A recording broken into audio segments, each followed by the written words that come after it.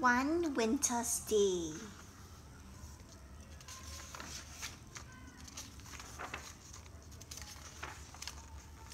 Little Hedgehog, this is Hedgehog, was making his bed for the winter when a sudden gust of wind blew him off his feet.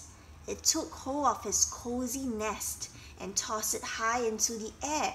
So Hedgehog has a nest and the wind blew his nest away, so now he doesn't have a home. Oh dear. Little Hedgehog trembled, that means he shook very cold as the wind whistled around him, and he wondered what to do. He caught hold of his scarf, hat and mittens. So he took his scarf, hat and mittens before they blew away and tried to shelter under the tree roots. So he tried to hide under the tree roots away from the wind. But wherever he went, the wind was there as well. So there's no way he can hide away from the wind. I'll have to stay with Bagger until the storm has gone, he said at last, pulling his woolly hat firmly over his prickles. Then he snuggled into his cozy scarf, put on his mittens, and with a deep breath, he set off. The wind was even stronger in the meadow. This is the meadow, okay? Leaves swirled here and there, and snowflakes filled the air. Little Hedgehog hadn't gone far when he bumped into a family of field mice. This is the field mice, shivering in the long grass. So they're shaking also, shivering, very, very cold. I've never known such a storm, squeaked Mother Mouse. So Mother Mouse said, I've never seen such a great and big storm before. The wind has blown our nest far away, and my poor babies are so cold. My home has been blown away as well, said Little Hedgehog. I'm on the way to stay with Bagger, but I have just the thing to warm you up. And he took off his woolly hat and gave it to the mice. So Hedgehog took his hat and gave it to the mice. How kind. Oh, lovely, lovely, they squeaked, snuggling down out of the wind. Thank you, Little Hedgehog. Little Hedgehog tucked his nose inside the scarf and ran along beside the racing river. Otter was on the bank, so this Otter, huffing and puffing on his paws. Hello, Otter, shouted Little Hedgehog. What are you doing? Oh, hello, Hedgehog, replied Otter.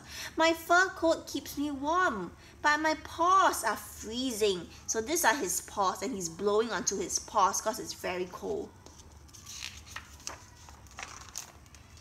Here, have these, said Little Hedgehog, giving Otter his mittens. So Hedgehog gave Otter his mittens. Very nice. They should do the trick. Thank you, Little Hedgehog, said Otter. These are great. But shouldn't you be at home in this cold weather? I have no home anymore, said Hedgehog, replied sadly. The wind has blown it away, and running on, he cried, I'm going to stay with Bagger.